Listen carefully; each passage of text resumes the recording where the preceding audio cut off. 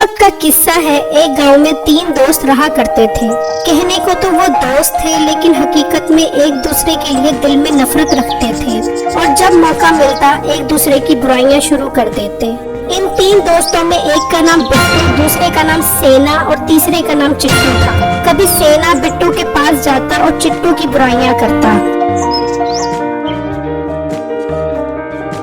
यार चिट्टू कितना पागल है, जब देखो तुम्हारी बुराइयां करता है। कोई बात नहीं, अभी इसके दिन चल रहे हैं। जब मेरा वक्त आएगा तो इसे बताऊंगा और वो सबक सिखाऊंगा कि ये याद करेगा। हाँ बिट्टू, तुम ठीक कह रहे हो। वक्त आने दो, हम दोनों मिलकर इसे सबक सिखाएंगे। और कभी चिट्टू के पास जाता और बिट्टू की बुराइयां करता।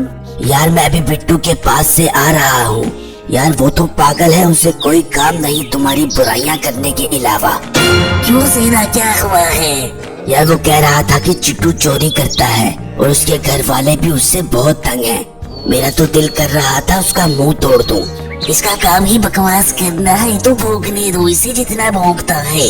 फिर एक दिन तीनों दोस्त खेल रहे थे तो सेना ने इन दोनों को कहा, यार मेरे जहन में एक आइडिया आया है, क्यों ना हम कहीं घूमने चलें। कब से हम एक साथ घूमने नहीं गए। हाँ यार, सेना ठीक कह रहा है, हमें कहीं घूमने जाना चाहिए। और वैसे भी मुझे सफर बहुत पसंद है। देख लो यार, जैसा तुम कहो, मुझे तो कोई एतराज नहीं है। इस तरह सब राजी हो गए। तीनों बहुत खुश थे और उन्होंने जंगल में जाने का प्लान बनाया। अगले दिन सेना सामान लेने दुकान पर गया। सेना बेटा, मैंने सुना है कि आप जंगल में सैर के लिए जा रहे हो। ये सुनकर सेना बोला, हाँ जा रहे हैं, आपको कोई मसला है? बेटा मैं तो बस ऐसे ही पूछ रहा था आपसे। अगर आपको बुरा लगा है तो माफ कर दो मुझे। अच्छा मुझे थोड़ा खाने का सामान दो और आगे से अपने काम से काम रखा करो। दुकानदार ने सेना को सामान दिया और वो सामान लेकर चला गया।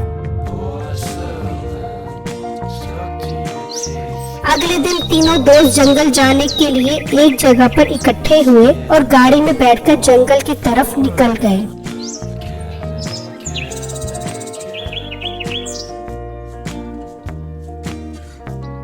जंगल में दाखिल होने से पहले उन्होंने देखा कि सामने एक बोर्ड लगा हुआ है जिस पर लिखा हुआ है अंदर जाना मना है।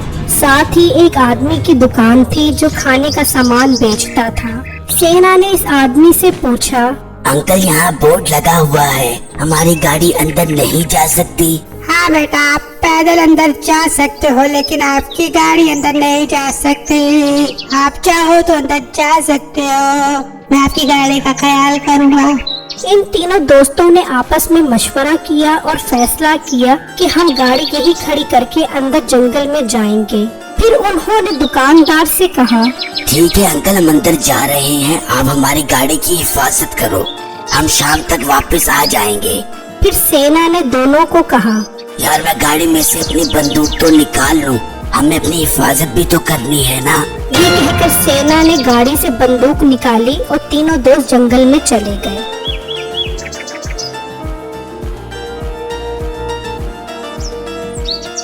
कुछ आगे आने के बाद तीनों जंगल में एक मैदान से गुजर रहे थे कि एकदम सेना का पाँव जमीन पर किसी चीज से टकराया और वो जमीन पर गिर गया। जमीन पर एक चमकदार चीज थी। इतने में चिट्टू ने वो चीज उठाई तो वो ये देख के हैरान रह गया। यार ये तो सोने की ईंट है। ये सुनकर तीनों दोस्त हैरान हो गए कि इतनी बड़ी सोने की ईंट, अब तो हम अमीर बन जाएंगे। इतने में सेना बोला, यार इस ईंट पर मेरा पाँव लगा था, इसलिए ये ईंट मेरी है। ये सुनकर चिट्टू बोला, अगर इस वक्त तुम्हारा पाँव लगा है तो ईंट तो मैंने उठाई है ना, इसलिए ये ईंट मेरी है। बिट्टू इनकी बातें सुन रहा था। इतने में बिट्टू बोला, यार मेरी बात सुनो, हमें सोने की ईंट के लिए आपस में नहीं लड़ना चाहिए, क्योंकि हम जंगल में साथ आए हैं, इसलिए ईंट भी हम आपस में बराबर बराबर तकसीम कर लेंगे। ये बात सुनकर सेना के जहन में एक तरकीब आई और वो बोला, यार बिट्टू तुम सब्र करो, मैं चिट्टू को अलग ले जाकर समझाता हूँ, वो मान जाएगा। फिर वो चिट्टू को अलग ले जाकर कहने लगा, यार चिट्टू, हम इस ईंट में बिट्टू को हिस्सा क्यों दे? मैं मौका देकर बिट्टू को गोली मार दूंगा और ईंट हम दोनों आधी आधी कर लेंगे। हाँ, ये आइडिया अच्छा है, मुझे मंजूर है। फिर सेना बिट्टू के पास गया और कहा, यार बिट्टू, चिट्टू नहीं मान रहा। मैं मौका देखकर उसे गोली मार दूंगा और ईंट हम आधी आधी कर लेंगे।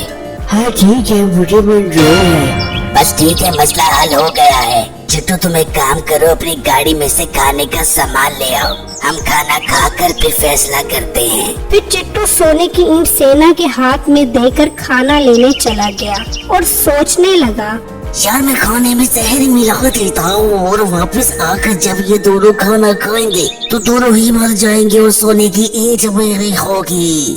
फिर चिट्टू ने गाड़ी में से खाना निकाला और उसी दुकानदार को कहा, अंकल, जरा चूहे मारने वाला पाउडर तो देना। ये सुनकर दुकानदार बोला, बेटा खैर से चूहे मारने वाला पाउडर ले रहे हो? अंकल, जितना कहा है बस उतना ही करते जाओ। फिर दुकानदार ने उसे चूहे मारने वाला पाउडर दे दिया। वहाँ दूसरी तरफ सेना ने बिट्टू से कहा, बिट्टू, मुझे माफ कर दो, मैं सोने की ईंट तुम दोनों को नहीं दे सकता। जब चिट्टू आएगा तो मैं उसे भी गोली मार दूंगा। मुझे माफ कर देना, मैं तुम्हें गोली मार रहा हूँ।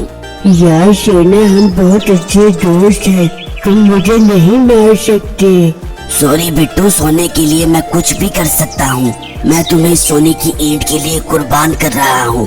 दुआ है मेरी कुर्बानी कबूल हो। ये कहकर सेना ने बिट्टू पर गोली चला दी। नहीं नहीं, फिर बिट्टू मर गया और गोली की आवाज चिट्टू को भी सुनाई दी और वो खुश हो गया कि सेना ने बिट्टू को मार दिया है। फिर उसने खाने में वो चूहे मारने वाला पाउडर डाल दिया और कहा, ओ, अब ये शहर वाला खाना सेना को खिला दूंगा और खाना खाकर सेना मर जाएगा और सोने की ईंट मेरी हो जाएगी। फिर चिट्टू सेना के पास पहुंचा और उससे कहा, गुड सेना, नाइस वर्क। अब जल्दी से खाना खा लो, फिर घर चलते हैं।